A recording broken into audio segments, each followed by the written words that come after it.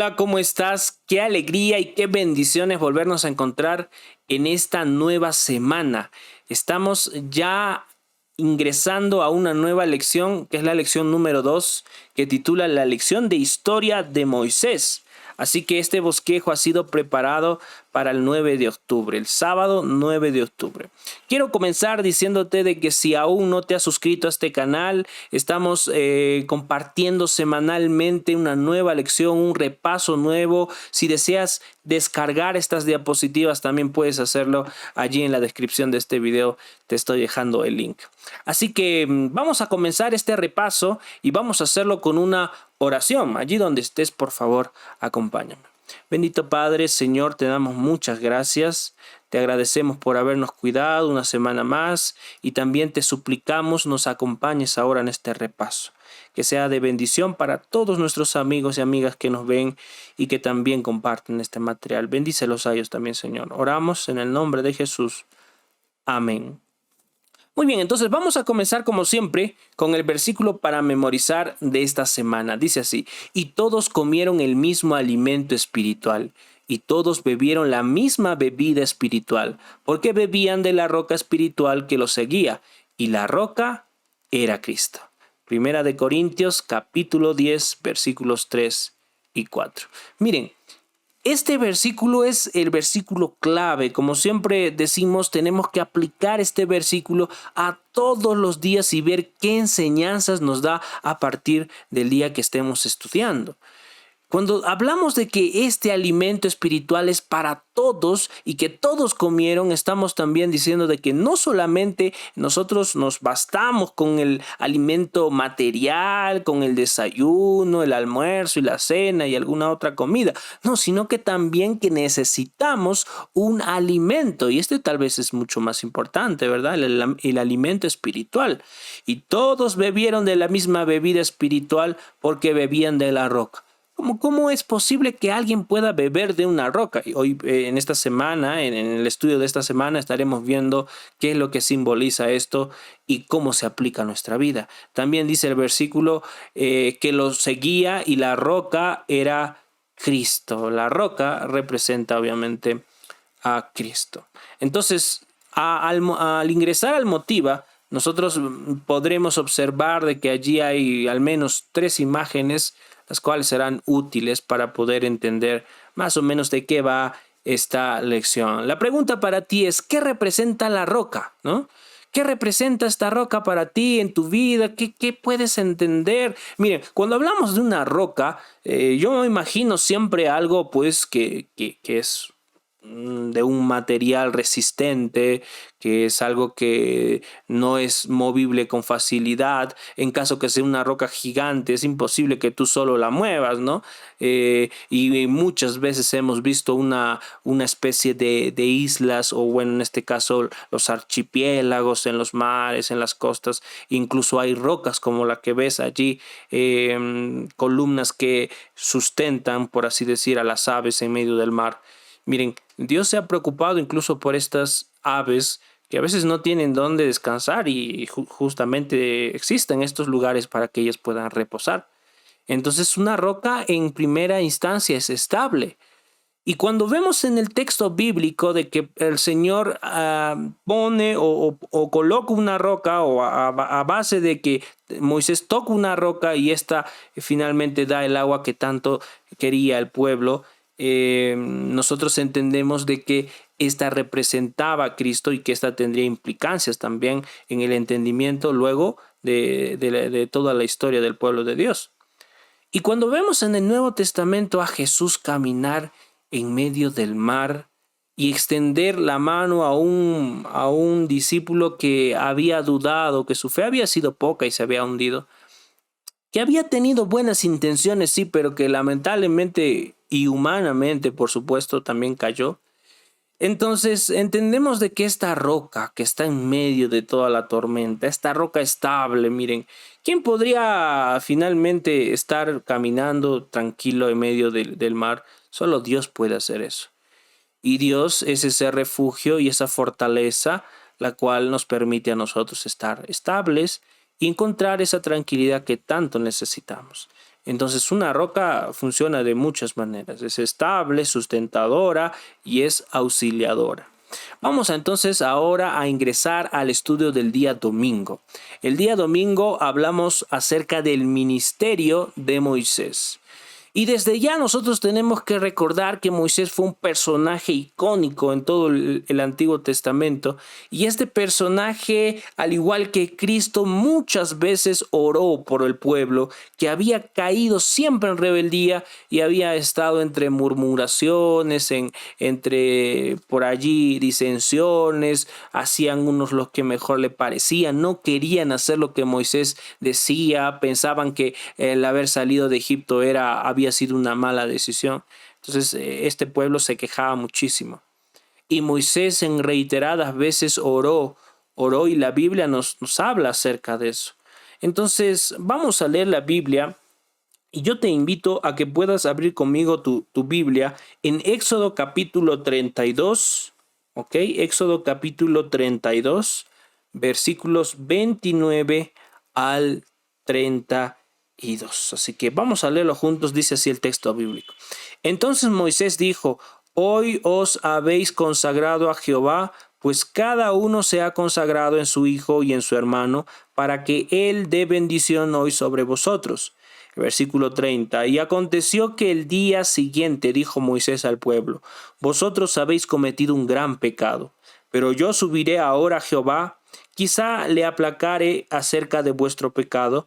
Entonces volvió Moisés a Jehová y dijo: te ruego pues, este pueblo ha cometido un gran pecado, porque se hicieron dioses de oro. Y luego también dice el 32, que perdones ahora su pecado, y si no, ráeme ahora de tu libro que has escrito. Entonces aquí vemos que Moisés intercede por este pueblo sin duda alguna. Y la lección de escuela sabática enfatiza en una palabrita que está en el versículo 32. Esta que se usa o se traduce en nuestras Biblias como perdones, pero que en realidad tiene un énfasis o tiene un significado también en el hebreo que tiene que ver con cargar. O sea que Moisés estaba diciéndole en otras palabras: Señor, yo sé que el pecado no se puede eliminar, ni va a algún lado, ni se desintegra, sino que el pecado es una realidad y tiene repercusiones. Carga, Señor, ese pecado en mí para que este pueblo finalmente quede absuelto. Entonces Moisés entendía muy bien esto de el pecado y de la expiación de los pecados. Y cuando vemos nosotros a Jesús, el Señor Jesucristo finalmente no vino a simplemente absolver, sino también a expiar y a redimir a la humanidad.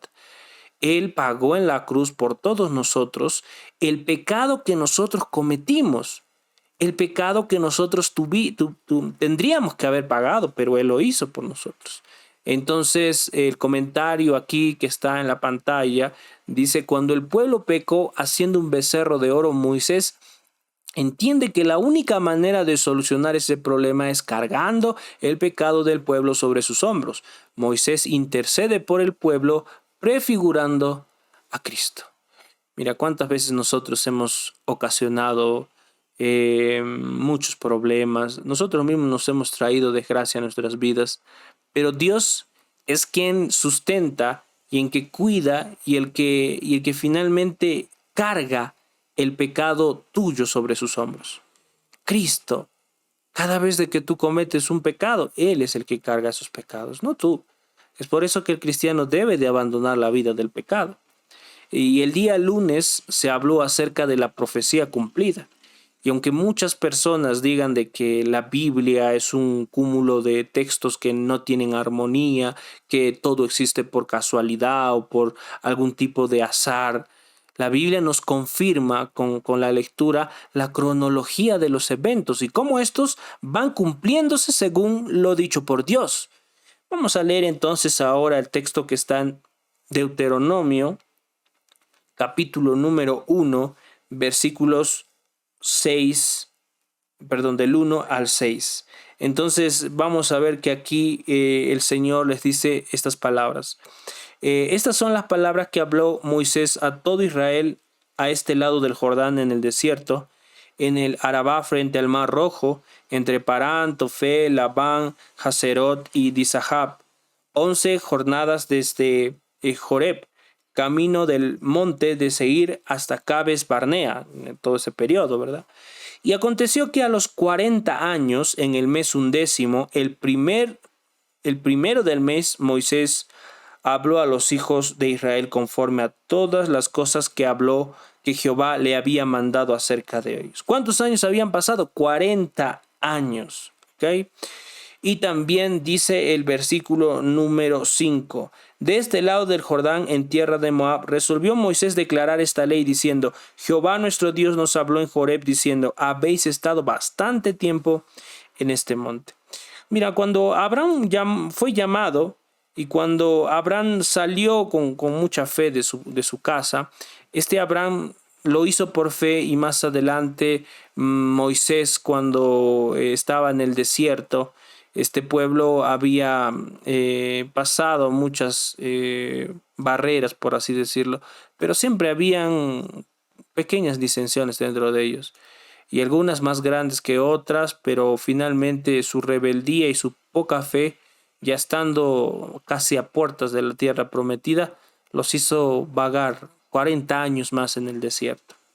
Entonces, después de otros 40 años, es que aquí Moisés se detiene para conversar con este pueblo y decirles de que ya básicamente habían pasado esos 40 años y que ahora ya era el tiempo que Dios había dicho. Entonces todo esto se había cumplido conforme a lo que la palabra de Dios había expresado. Aunque algunos piensen que la creación y que todo lo que existe es por casualidad, por azar, de que no hay sentido en lo que uno puede hacer, la Biblia es la prueba de acontecimientos cumplidos que a su vez nos certifican la promesa de Dios. Si Dios lo ha prometido, entonces Él lo va a cumplir. Él había dicho que este pueblo rebelde pasaría 40 años en el desierto, y los primeros versículos de Deuteronomio afirman el cumplimiento de esta profecía. Ahora, ¿cuántas promesas hay que Dios ha dejado en la Biblia? Déjame decirte que son muchísimas. Y si tú tan solo te apropiases de una sola promesa y la hicieses tuya, el Señor la cumpliría contigo. Así que la más grande promesa se encuentra en nuestro Señor Jesucristo. A través de Él tú puedes ser salvo.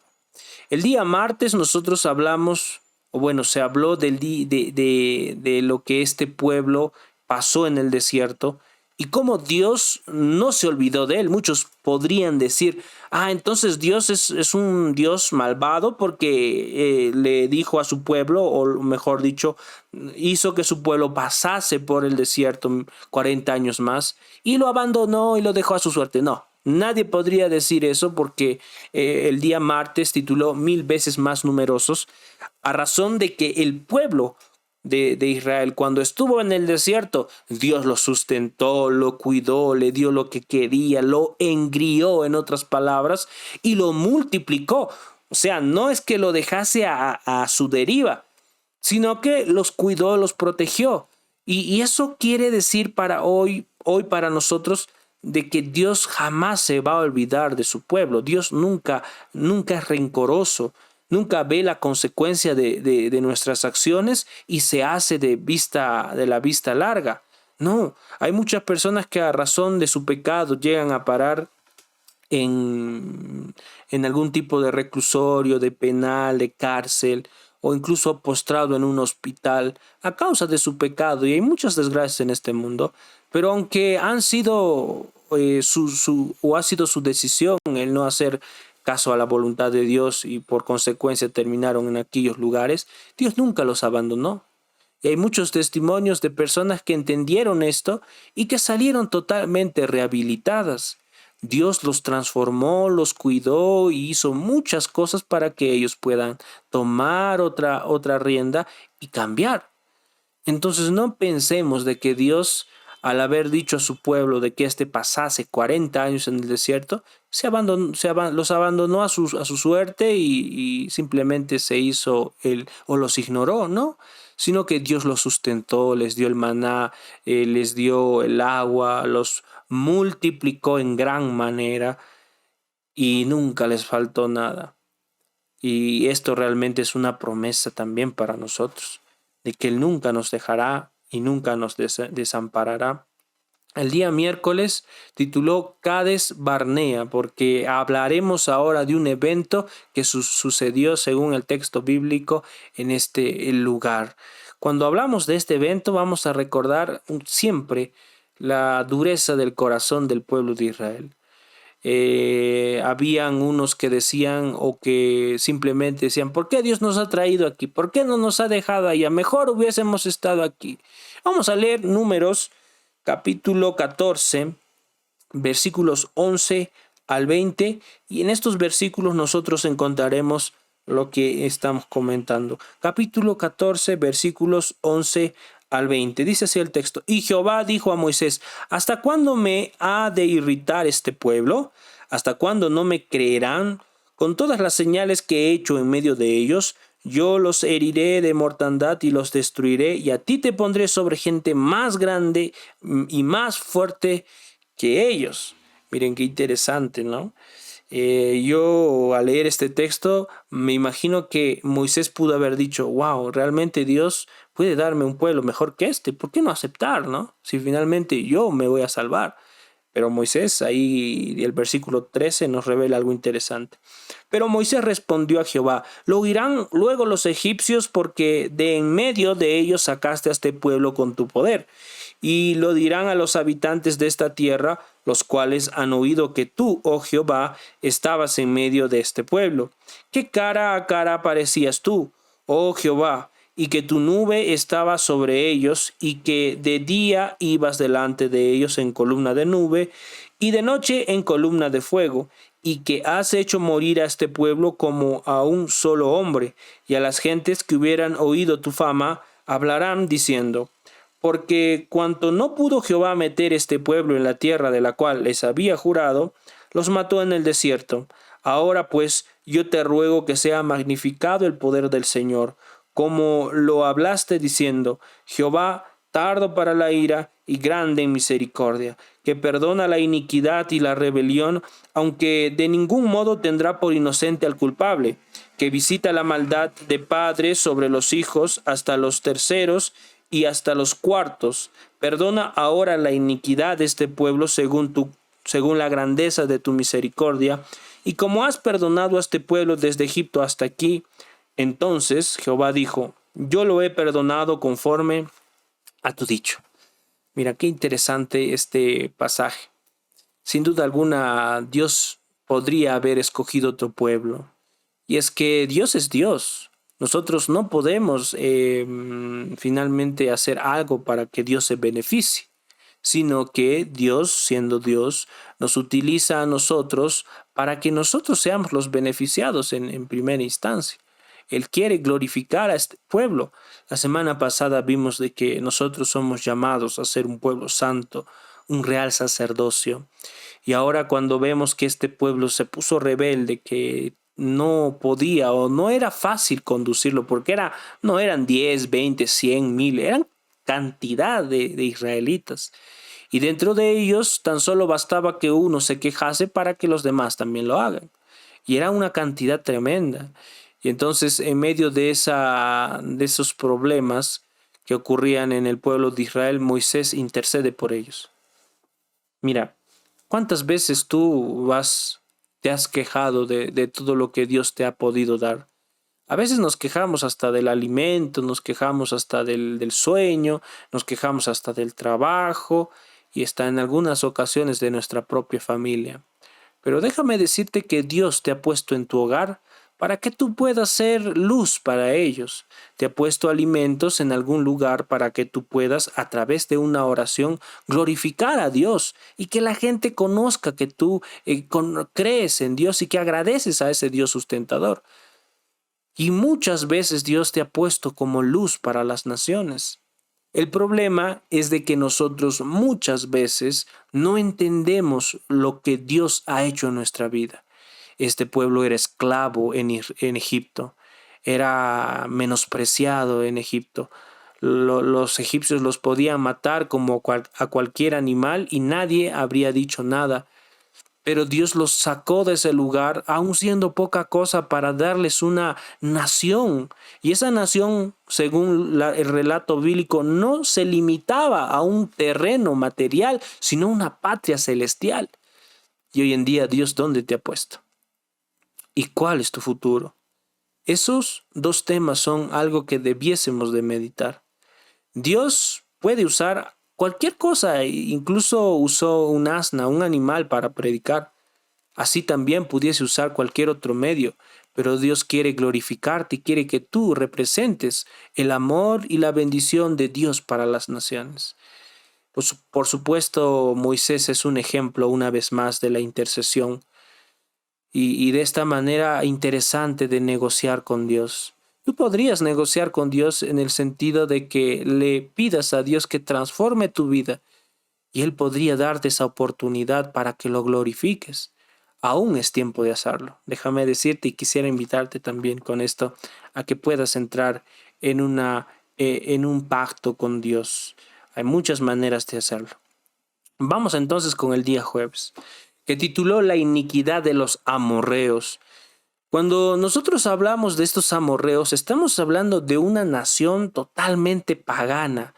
Se habían olvidado de que existe un Dios y adoraban a cualquier cosa, y ahí nació, no es que naciese, ahí comenzase, sino que ahí se instauró en gran manera el culto idólatra a imágenes, a Moloch y a otros dioses paganos. Y si nosotros buscamos en internet, encontraremos las atrocidades que este pueblo amorreo hacía. Dios había utilizado o había llamado a un pueblo para que predicase incluso a estos pueblos que estaban sumergidos en desgracia y en idolatría. Ellos daban a los niños a sacrificios. Dios les había dicho que predicasen, en otras palabras, a estos pueblos.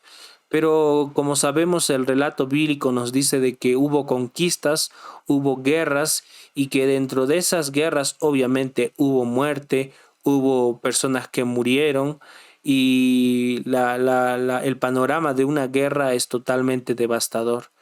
En primera instancia, Dios había llamado a que estos pueblos se arrepintiesen, así como lo hizo con Nínive.